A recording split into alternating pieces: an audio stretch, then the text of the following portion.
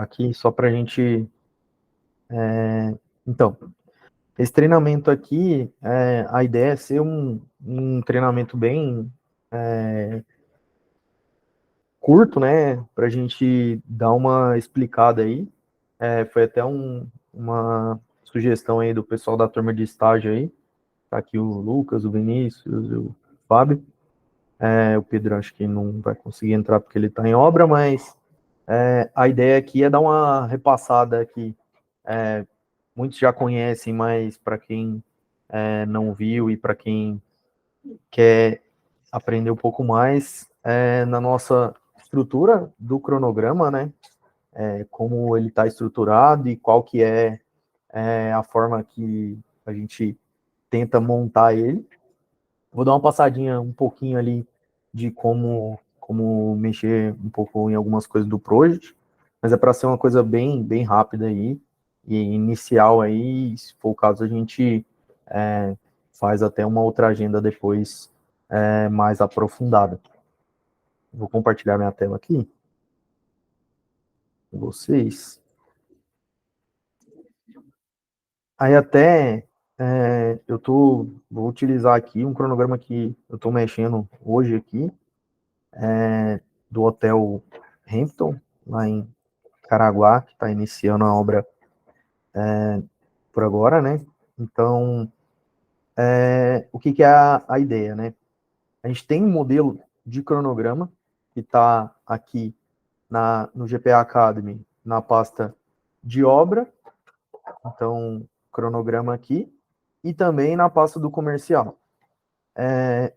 Normalmente, o comercial faz um cronograma inicial, mais macro, para ter ali os principais pontos para composição do orçamento, ver se a sequência executiva ali cabe dentro do prazo que normalmente o cliente que dá para a gente, mas depois, quando realmente vira a obra ou quando está afunilando, a gente entra, normalmente a equipe de planejamento, e depois, quando vira a obra mesmo, a gente desenvolve um cronograma executivo, em que a gente abre bem mais as atividades e tenta detalhar mais os itens. Então, uma vez que você entra aqui no Academy, você consegue ter acesso ao nosso modelo de cronograma, que está em arquivo do tipo MS Project. Então, uma vez baixado aqui, você faz o download dele, você vai ter um cronograma parecido com isso aqui na sua tela. Esse aqui já é um cronograma que a gente está mexendo aqui, está desenvolvendo, mas a ideia é que seja todos com essa cara aqui. Então, uma vez que eu tenho o cronograma com essa cara lá, eu vou explicar um pouco da estrutura deles para vocês. Basicamente, nosso cronograma ele está dividido em 3 partes aqui. Uma, que é a parte de projetos, aprovações, outra que é o cronograma de suprimentos, e outra que é o nosso cronograma físico propriamente dito. Aqui, na parte de projetos, a gente tenta colocar aqui as aprovações e liberações do cliente. Então, tudo que depende do cliente para a gente executar a obra. Então, aqui, por exemplo, assinatura de contrato, ordem de serviço, aprovação de plano de canteiro, sinal. Então, alguns itens ali, normalmente são os itens iniciais de obra, que a gente coloca aqui como atividade, e aí, já entrando um pouco na parte do project, a gente coloca eles como data marco. Então, a gente não coloca uma duração para essas atividades, então elas aparecem aqui como data marco no nosso cronograma. Então, se você olhar aqui, ela vem como, no Gantt, ela vem como um pontinho aqui, que é uma data marco. Por quê? Porque a atividade ela não tem duração, então ela aparece como 0 dias, então ela não está com duração, ela está só como uma data marco ali, que sinaliza os itens que o cliente tem que aprovar. Normalmente os projetos também são responsabilidade do cliente. Então aqui a gente costuma listar a liberação dos projetos que vão ter impacto ali na nossa obra. Nesse caso aqui a gente detalhou melhor ali, então a gente tem um prazo para análise, e um prazo para reaprovar ali prazo e custo. A ideia é que os projetos, na maioria das nossas obras, eles já estão em fase executiva, né, em fase liberado obra ali, mas em alguns casos, como é esse caso aqui do hotel, eles não têm a última revisão ali liberado obra. Então, a gente tem que fazer essa gestão do prazo que a gente precisa para executar a obra, dos projetos liberado obra. Então, a gente coloca aqui nesse bloco de projetos de aprovação do cliente esses itens. Próximo bloco, cronograma de suprimentos. Cronograma de suprimentos, a gente tenta detalhar aqui em 3 itens, né? 3 macro itens. A parte de canteiro e mobilização, que é essencial para o início da obra ali, então é o primeiro item que a gente vai contratar. Normalmente o comercial já deixa isso engatilhado, mas às vezes o próprio suprimentos, antes de, às vezes até de ter a equipe definida para a obra, já dá início na parte de cotação e contratação disso. Então aqui a gente normalmente coloca a parte de seguro, ART, container, instalações provisórias. Então, esses itens aqui que compõem a parte de canteiro e mobilização. Na parte de serviço, a gente tenta detalhar aqui todos os serviços que eu vou ter que contratar. Como a gente não tem mão de obra própria, a gente terceiriza, então a gente tem que fazer contratações dos empreiteiros. Então, a gente tenta detalhar aqui ao máximo todas as contratações que a gente vai ter na obra. E aí, vocês podem ver aqui, a gente tem até tá aqui solicitação de compra, mas no caso ali seria o envio da aqui tá errado aqui, mas enfim. Para serviço a gente não tem a solicitação de compra, então a gente tem um período para cotação, um período para fechar realmente, uma vez que está fechado ali, normalmente a gente deixa isso como uma data mar, e uma data que esse fornecedor vai mobilizar ali efetivamente na obra. Então, para serviço é isso, e também tem para material, que a gente tenta definir ali os materiais mais críticos ali, normalmente, dentro do cronograma, e aí, nesse caso, sim, tem a parte de solicitação de compra, o período para cotação e o período para o material chegar na obra. E aí, a partir disso, eu linko isso nos meus serviços ali, que vão estar lá mais para baixo, no meu cronograma físico. Então, aqui nesse caso, eu coloquei a mobilização de obra fora do cronograma físico, mais para deixar ali como uma atividade à parte.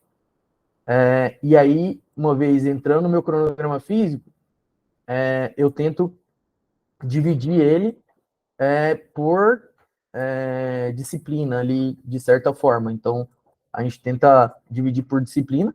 Normalmente, isso casa também com a EAP do cliente ali, a planilha orçamentária, a nossa LPU, a gente tenta casar com isso do cliente, até para facilitar e a gente não esquecer de nenhum item, mas também, em outras vezes, a gente coloca isso numa ordem mais cronológica ali da execução da obra. Às vezes a EAP do cliente vem diferente, e isso aqui é importante a gente definir logo no início.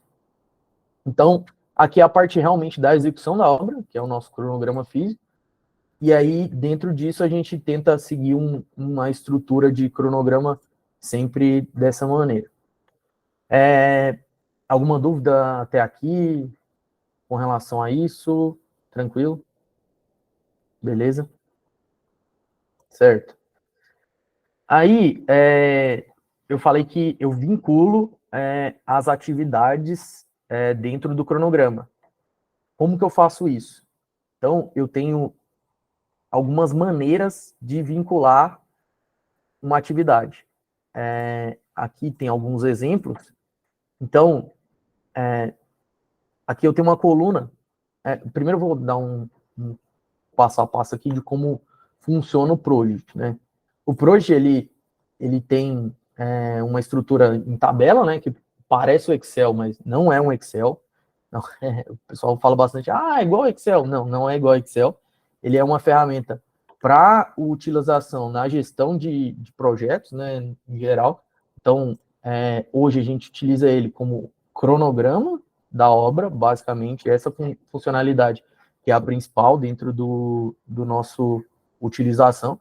Tem várias outras funcionalidades que a gente não usa dentro dele, mas hoje a gente usa isso. Aqui são as tarefas, né?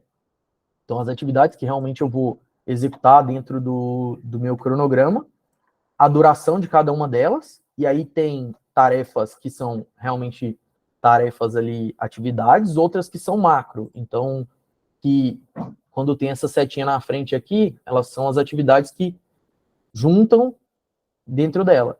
Então, a duração dessas atividades macro, ela é feita a partir das atividades que estão dentro dela. Então, das subtarefas ali.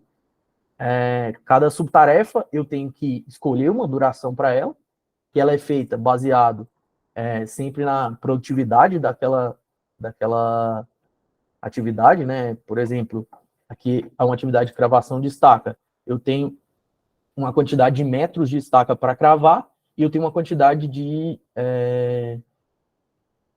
uma produtividade que eu tenho por dia em metros de estaca por dia. Então, eu peguei a quantidade de metros que eu tenho, dividi pela minha produtividade e cheguei numa duração para essa atividade. Então, uma vez que eu defini a duração dessa atividade, eu vinculo qual que é a atividade predecessora dela. Então, essa aqui, nesse caso, eu coloquei a predecessora na atividade macro aqui, que é a linha 227. O que é a linha 227? É a montagem de gabarito. Então, eu vinculei aqui uma atividade na predecessora dela. A predecessora dela, nesse caso, é a montagem de gabarito. Mas eu tenho, e também vinculei na demolição de piso, que é outra predecessora dela. Então, eu coloquei, eu só consigo cravar a estaca se eu tiver montado o gabarito, locado os eixos e demolido meu piso. Então, essa é a vinculação mais básica que a gente utiliza, em que esse caso, assim, a gente padronizou dentro do Project, tem como mudar, mas enfim, é o que a gente usa hoje, por isso que é importante a gente sempre pegar esse modelo que está lá no Academy, padronizou isso como uma atividade que ela começa quando a minha predecessora termina. Isso eu chamo de uma atividade, eu vinculo com término e início na predecessora. Então, quando a minha predecessora termina, essa atividade inicia. Então, a vinculação do tipo término e início. Como é default, quando eu dou enter, ele some o término e início. Vocês já devem estar olhando aqui embaixo. Eu vou até apagar a sucessora aqui. Sucessora é o que vem depois, mas para não confundir. Então, vocês devem estar olhando aqui embaixo, tem uma outra que está escrito II, que significa o quê? Início, início. Então, é o outro tipo de vinculação, que é o que a gente utiliza também. O que a gente mais utiliza é eu terminar uma atividade e começar outra. Mas eu posso também vincular a atividade no início da outra. Então, eu tenho outro tipo de vinculação, que é II, que significa início, início.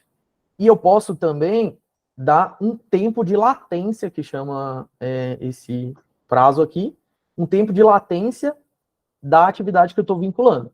Então, nesse caso aqui, eu estou vinculando o teste PCE na atividade cravação de estacas pré-moldadas, torre parte 1. E estou vinculando o início dessa atividade no início da outra, no caso, o início dessa atividade no início dessa. E estou dando um tempo de latência de 7 dias positivo.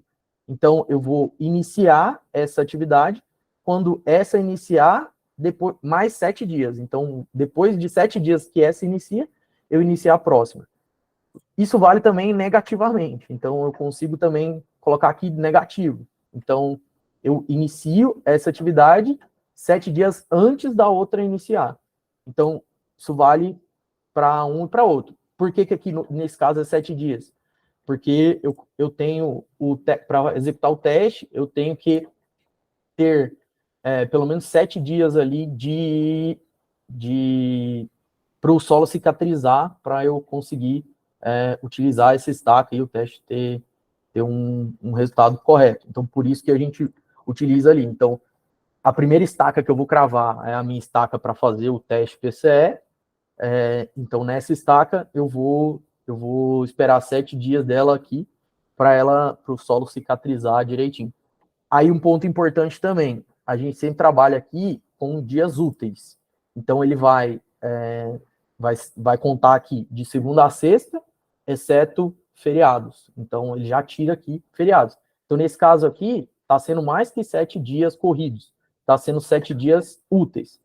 Então, eu não precisaria deixar 7 dias. Eu poderia colocar 5, se for o caso. Uma vez que eu mudo isso, ele está tirando os 2 dias ali de final de semana, né? Uma vez que eu mudo isso, ele automaticamente recalcula toda no caso, a duração não, mas o início e o término de todas as atividades que estão linkadas nessa atividade teste PCE. Nesse caso, não tem nenhuma, então ele não mostrou nenhuma outra data aqui com essa corzinha um pouquinho diferente aqui. Que nesse caso aqui só mudou dela mesmo, isso quer dizer que não tem nenhuma outra que depende dela. Certo? Então eu tenho o término início, início. Tem outro que é tão importante quanto esse, que seria vincular no término da outra atividade. E como que eu faço isso? Colocando um TT, que é término. Então, quando eu termino uma atividade, eu termino a outra junto. Nesse caso aqui, ela está vinculada na 231, estava vinculado como início, né? Início não, término, início. Então, quando a 231 terminava, essa aqui começava. Se eu colocar término, você vai ver que a data de término dessa é 11/3, e essa está começando na sequência. Se eu colocar término, você vai ver que automaticamente ela vai terminar no mesmo dia que a outra está terminando, que é 11/3. Então, ela muda automaticamente e recalcula a outra atividade que está vinculada nela. Ela está vinculada a 235, está vinculada nessa escavação. Então, você vê que ela fica também com uma corzinha diferente aqui, que indica que ela alterou com a última mudança que eu fiz no cronograma. Para voltar, pode dar Ctrl Z, ela volta, e aí volta ela mostra também o que voltou o que eu tinha feito na atividade anterior aqui. Então, esses são os 3 tipos que eu mais utilizo, e aí eu pondero com tempo de latência, então, mais ou menos. Então, eu poderia também vincular, por exemplo, término, mais 1. Então, ela terminaria um dia depois que aquela outra atividade terminou, por exemplo. Ou eu poderia vincular, por exemplo, para terminar um dia antes. Então, seria término, menos 1. Ela terminaria um dia antes. E aí, note aqui que ele volta para o dia útil antes daquela atividade. Então, 11/3 é uma segunda, como 10/3 seria domingo, ele volta para sexta-feira. Então, basicamente, isso é o tipo de vinculação aqui. Tem um outro tipo ainda, que tem o término e início. Então, logicamente, também tem o início, o término, tem o início-término, que é o contrário do término início, que é o default. Então, quando aquela atividade que eu estou vinculando inicia, essa aqui vai terminar. Então, quando a 231 iniciar, essa 234 vai terminar. Então, ela termina no mesmo dia que a outra inicia. Então, essa é a vinculação início-término, que também dá para utilizar. Normalmente eu não utilizo, eu utilizo o início, menos a duração da atividade, que também é um outro artifício, mas dá para usar também, caso precise. E você vê que quando você muda isso, ele automaticamente muda, recalcula o início das outras atividades aqui que estão vinculadas nela. Então, é sempre dessa maneira. Alguma pergunta, alguma dúvida até aqui? Alguma coisa que vocês queiram perguntar, curiosidade aí? Enfim. Beleza. Então, seguindo aqui a nossa sequência. Vinculando as atividades dessa maneira, eu consigo, uma vez que eu mudo a duração de uma atividade que está vinculada às outras, eu consigo, por exemplo, a escavação do subsolo. Não, vi a produtividade aqui do rapaz da escavação, eu tenho tantos metros cúbicos de escavação, 7 dias não vai dar para ele fazer, agora vai ser 10. Eu mudo aqui 10, todas as outras tarefas que tiverem vinculadas nela vão alterar junto. Ah, não, vai ser 50 dias. Agora, vai mudar todas as atividades que estão vinculadas nela. Então, isso é uma facilidade, assim, que o Project, como ele foi feito para isso, ele consegue dar para a gente, porque se eu fosse fazer isso ali, pintando quadradinho no Excel, que é geralmente o que a gente faz ali, eu teria que mudar isso manualmente. Então, o Project, ele já recalcula, uma vez que eu vinculo uma atividade na outra, ele recalcula o início e o término da outra atividade baseado na duração que você predefiniu ali. Então, basicamente é isso. Aí tem algumas coisas que eu acho que é importante a gente sempre tomar cuidado. Como as atividades, se você vê aqui, elas estão agendadas automaticamente, a gente, por default, como eu disse, ela está agendada para iniciar o mais breve possível. Então, se eu não tivesse nenhuma vinculação, ela ia iniciar no meu, aí aqui você pode ir nas informações do projeto que eu defini antes, mas eu não falei, ela vai iniciar na minha data de início do projeto. Se eu não definir nada para ela, ela vai, por default, iniciar na minha data de início do projeto. Então, deixa eu olhar, por exemplo, essa aqui. Eu não defini nenhuma predecessora para ela, então ela está iniciando na minha data de início que eu defini para o projeto. Eu esqueci de falar disso, mas sempre que inicia o projeto, a gente vem aqui nesse campo, informações do projeto, e define a data de início. E aí, ela já está aqui, mas por padrão, ele inicia, agenda todas as atividades a partir dessa data, e todas as tarefas iniciam o mais breve possível. Então, por default, tá isso.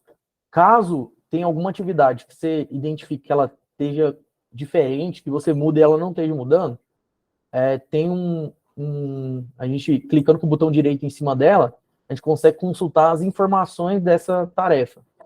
Então, aqui, a montagem de tapume, qual que é a duração dela, prioridade a gente não usa, data de início e fim calculada automaticamente ali, ela está agendada automaticamente, quais que são as predecessoras dela, tempo de latência, se tiver, qual que é o tipo, né, da vinculação na predecessora, que no caso, término e início, recurso, a gente não utiliza isso ainda, e no avançado a gente consegue ver também qual que é o tipo da restrição dela. Então ela está iniciando o mais breve possível e não tem nenhuma restrição.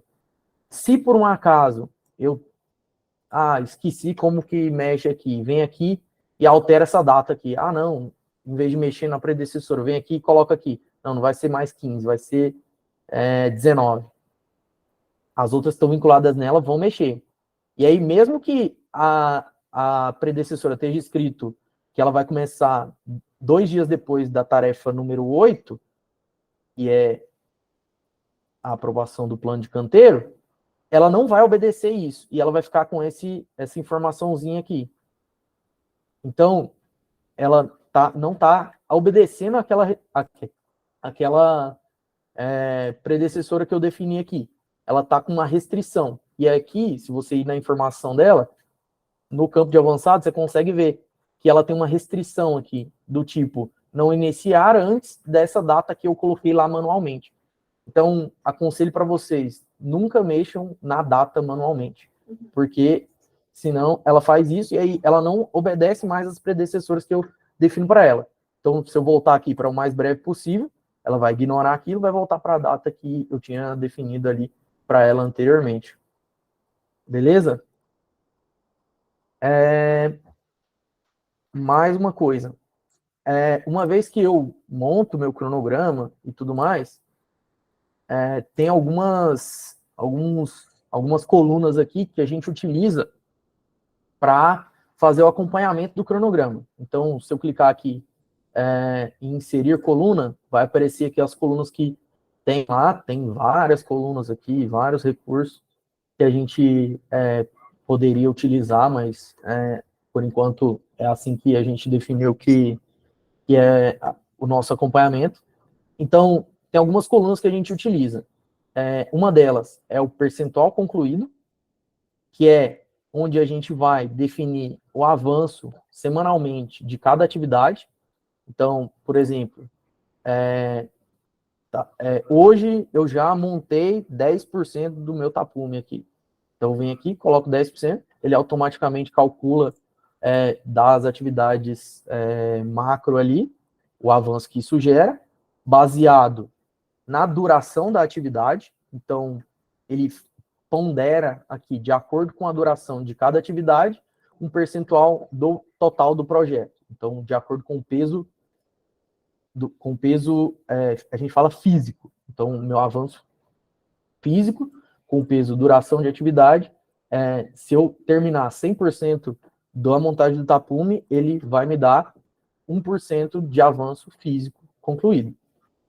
A outra coluna que a gente utiliza também é a coluna percentual planejado. Então, automaticamente o project, para cada data, e aí agora voltando aqui em cima, para cada data que eu estou querendo saber o status que deve estar no meu projeto, ele calcula o percentual de cada atividade, de acordo com a duração e o início e término que ela vai estar ali. Então, se eu mudar a data de status do meu projeto para uma data que está entre o início e fim do projeto total, eu consigo saber qual que é o avanço que eu tenho que estar em cada atividade aqui, naquela data. Aqui, por exemplo, chutei aqui, 24/1. 24/1, eu tenho que estar com o meu tapume 100%, minha montagem de canteiro 17%. Como não tem nenhuma atividade a mais ali que teria que estar mais, até o concluído e o planejado aqui, ele está igual. Por que ele está igual? Porque está muito próximo ali, esse peso dessa atividade dentro dos 274 dias de avanço, ele não gera um número que arredonde para 2, por exemplo. Então, deve ter algum quebrado ali no meio. A gente não usa caso depois da vírgula, é só porcentagem, então a gente usa dessa maneira. Se eu colocar uma data mais para frente, ele vai gerar mais avanço. Então, avançou aqui, 100% também não deu ainda, 1% de avanço. E aí, quando eu colocar uma data mais para frente, ele vai mudar e vai dar quais atividades que deveriam estar mais avançadas ali dentro do meu cronograma. Então, utilizando a data de status e a coluna percentual planejado, eu consigo comparar o que eu executei com o que eu deveria ter executado. Então, nesse caso aqui, se no dia 29/2, a gente chegar e só tiver montado o tapume, a gente vai estar 3% atrasado no meu cronograma total. Essas atividades aqui vão estar atrasadas, e aí, para isso, a gente utiliza uma outra coluna aqui, que mostra exatamente isso, que é o farol. Então, se eu digitar farol, eu vou aparecer uma coluna. Então, ele deixa em vermelho todas as atividades que estão atrasadas dentro do meu cronograma. Então, normalmente eu coloco essa coluna, eu centralizo ela aqui para ficar bonitinho. Faço assim. Então, eu tenho um farolzinho aqui de todas as atividades que estão atrasadas, ela fica em vermelho. Se ela tiver adiantada, ela vai ficar azul, por exemplo, aqui, se eu colocar 100% aqui nessa atividade que está só 65%, ela fica azul, e se ela tiver no prazo ali, dentro do prazo, ela fica verde. Então, esse é o farolzinho ali que mostra a nossa, que a gente utiliza para o acompanhamento. Então, a coluna de percentual concluído, eu imputo aqui o dado de avanço, então eu coloco aqui qual foi o avanço daquela atividade naquela data que eu estou querendo analisar. Na data de status, eu defino qual é essa data e ela automaticamente calcula aqui o meu percentual que deveria estar o meu projeto, então o percentual planejado. E aí, com isso, eu consigo comparar o que eu evoluir com o que eu deveria ter evoluído. Sempre lembrando que, nesse caso, as tarefas que são, no caso macro aqui, que é o que a gente usa, o percentual de evolução física, ele está ponderado com o tempo de cada atividade, então com a duração de cada atividade.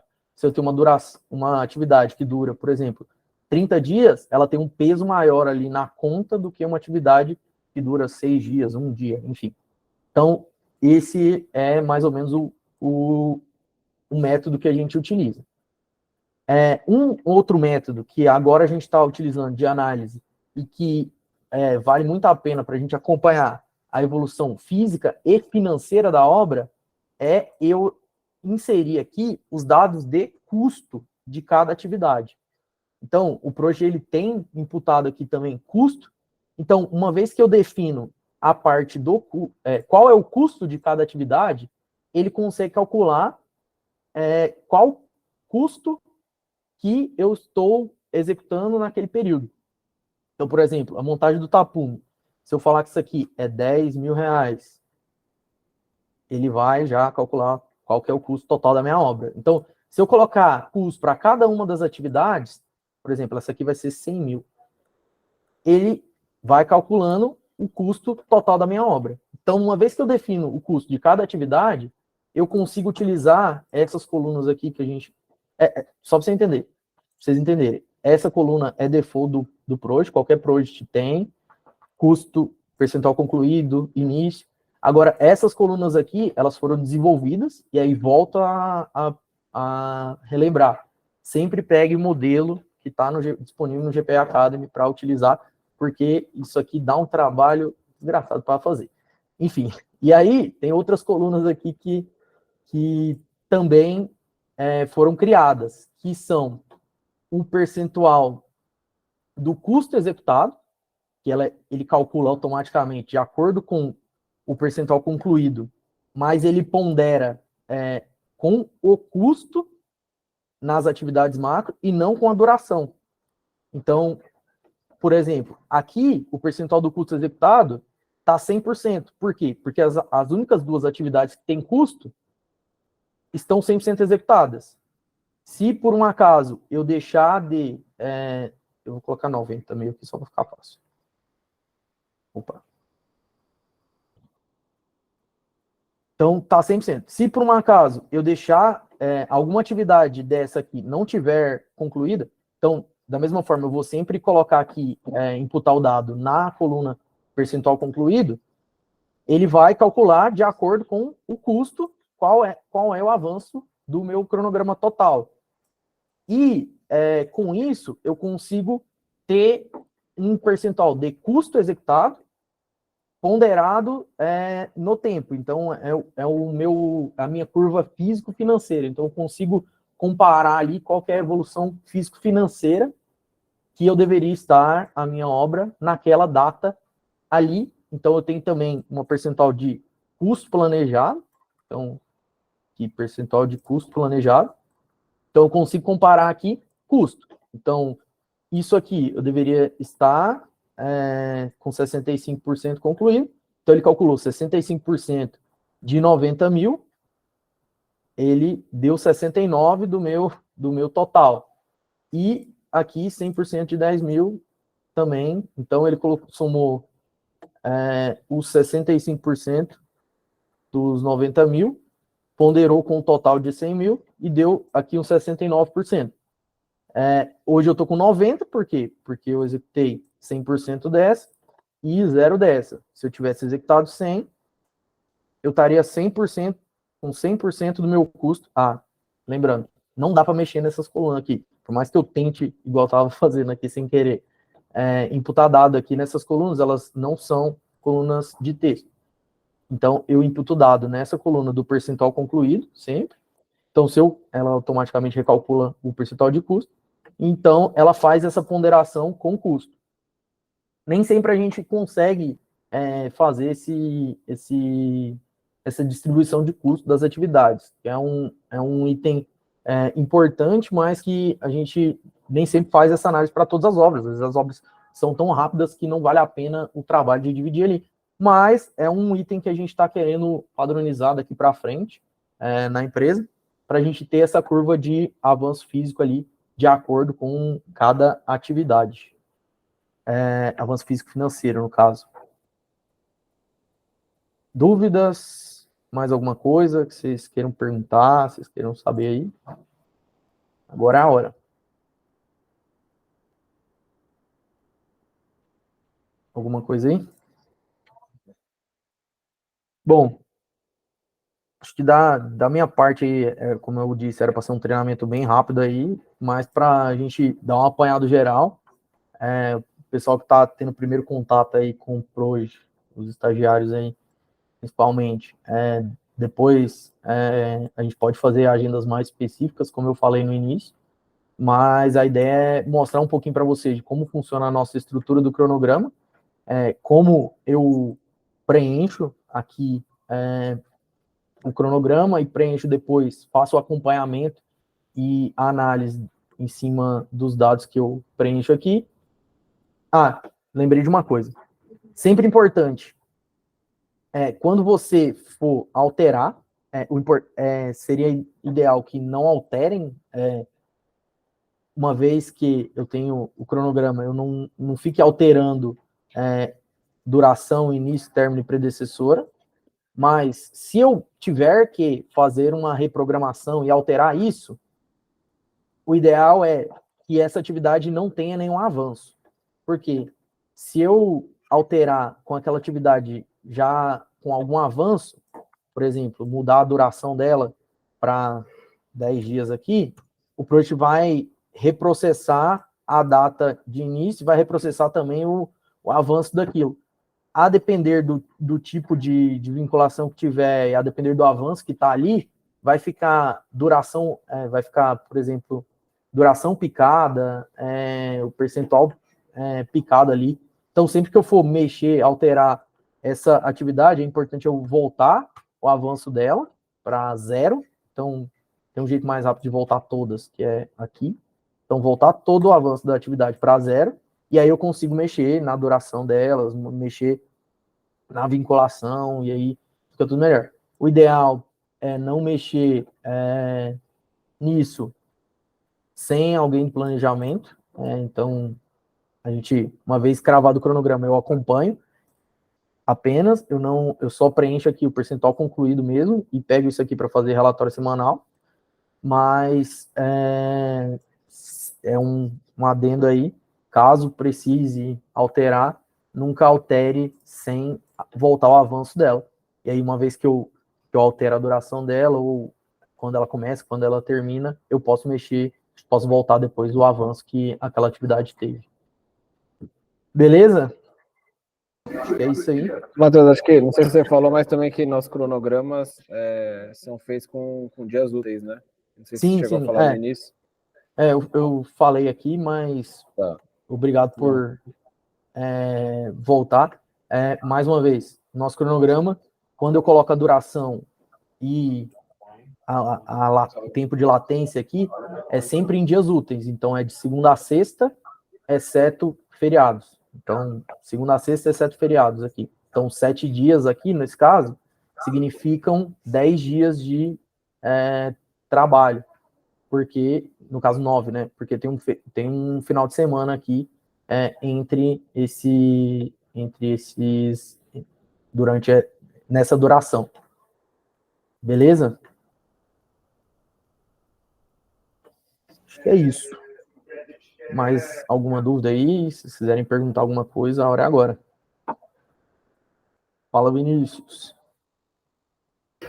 Matheus, falando nessa parte de duração, sobre dias úteis e dias corridos, por exemplo, tem atividades que você coloca que o padrão dele é utilizar como dias úteis, né? Sim. Mas nesse campo de dias, eu acho que se você colocar lá, por exemplo, 7 dias, mas só que é 7 dias corridos, se você colocar o 7 e colocar dias e um D no final, ele cancela o calendário e usa como que fosse dia corrido também. Seria Exato. Uma alternativa. Que seria o 7D aqui, né?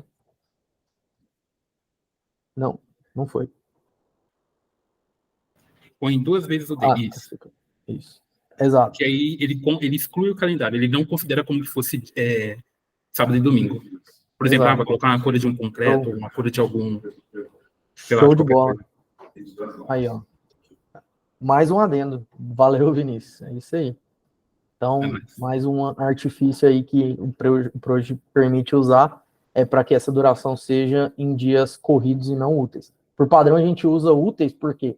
Porque a gente não trabalha final de semana, às vezes trabalha, mas a gente deixa esse fim de semana justamente ali para, caso necessite recuperar algum item que fugiu ali da programação ou alguma coisa fora do padrão. Então, a gente sempre utiliza aqui dias úteis, né? Então, 7D mesmo. Então, dias úteis para que as atividades elas aconteçam, pelo menos a gente planeja que aconteça só de segunda a sexta, e exceto feriado. Certo? Valeu, Vinícius, de novo. Mais alguém aí? Alguma dúvida? Alguma informação também que acham que pode acrescentar aqui? Então, é isso. Fechou. Valeu, pessoal. Obrigado por participar. E vai estar lá no Academy em breve o vídeo desse treinamento também, caso vocês precisem reassistir ele, beleza? Valeu. Valeu. Fala, Matheus.